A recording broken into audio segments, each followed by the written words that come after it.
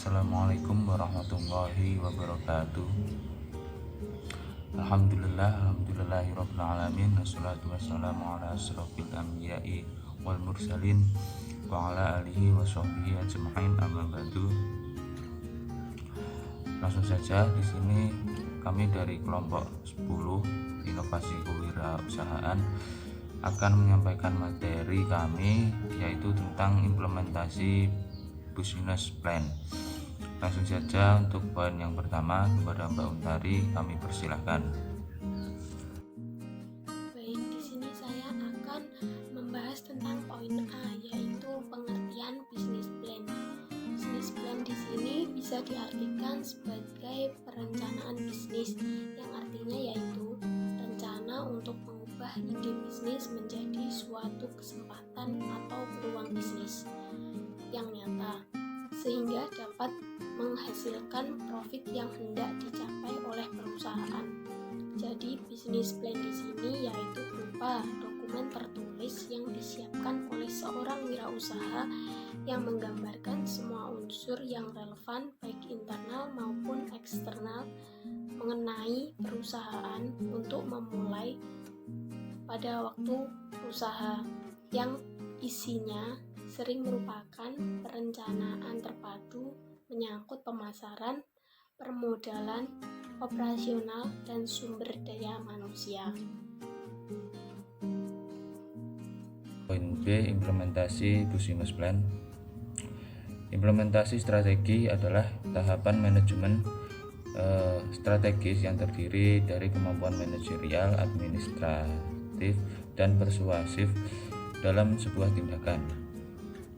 Di dalamnya terdapat proses di mana rencana strategis dan kebijakan dituangkan ke dalam tindakan seperti pengembangan program, anggaran, dan prosedur.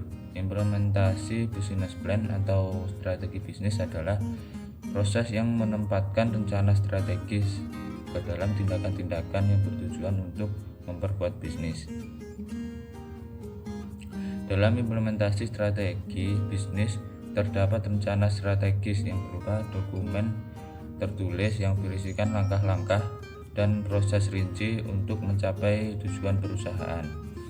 Di dalamnya juga termasuk feedback dan report yang berguna sebagai bahan evaluasi bahwa rencana tersebut telah berjalan dan mencapai target.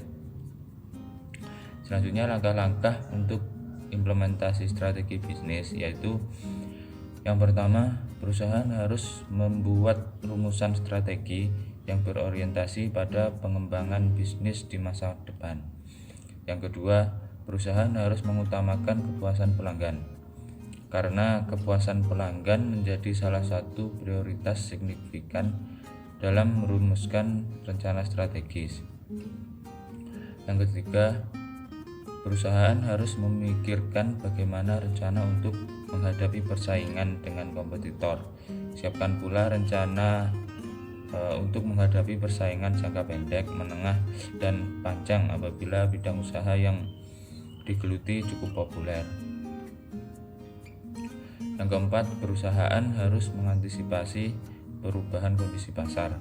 Kondisi pasar mampu mempengaruhi kinerja dan prestasi perusahaan. Yang kelima, perusahaan harus mengelola setiap bagian fundamental dan mengembangkan kapabilitas bisnisnya seperti administrasi, keuangan, pemasaran, teknis, dan SDM. Dari langkah-langkah tersebut, perusahaan harus dapat menerapkan dalam proses implementasi sehingga perusahaan tersebut dapat berjalan dengan baik. Selanjutnya, beberapa hambatan dalam implementasi strategis yaitu: yang pertama, visi dan strategi tidak actionable, yaitu ketika perusahaan tidak mampu menerjemahkan visi dan strateginya ke dalam istilah yang dapat dipahami dan ditindaklanjuti. Selanjutnya,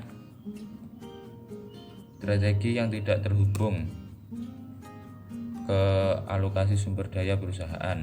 Konsekuensinya yaitu pendapatan dan alokasi modal seringkali tidak selaras dengan prioritas strategis.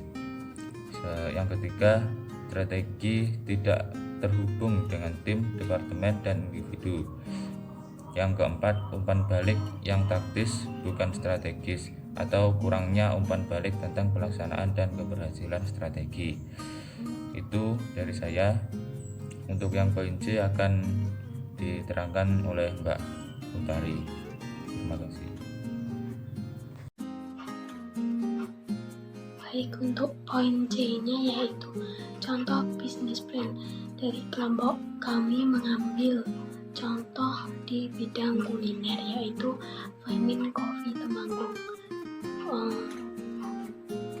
Kopi ini yaitu kopi bubuk yang siap seduh, karena mengingat banyak kopi di luaran sana yang harganya mungkin terbilang mahal.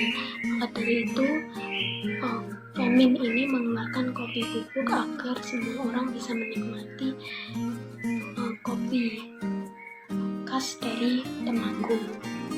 Di dalam usaha ini pasti memiliki beberapa unsur, yaitu profil organisasi. Kedua yaitu visi misi dan latar belakang. Yang ketiga yaitu rencana usaha. Rencana usaha di sini yaitu saat akan mendirikan suatu usaha, pasti pemilik memiliki perencanaan.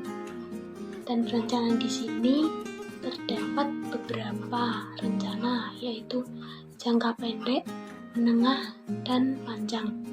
Selanjutnya yaitu ada strategi pemasaran yang digunakan, yaitu ada online dan offline.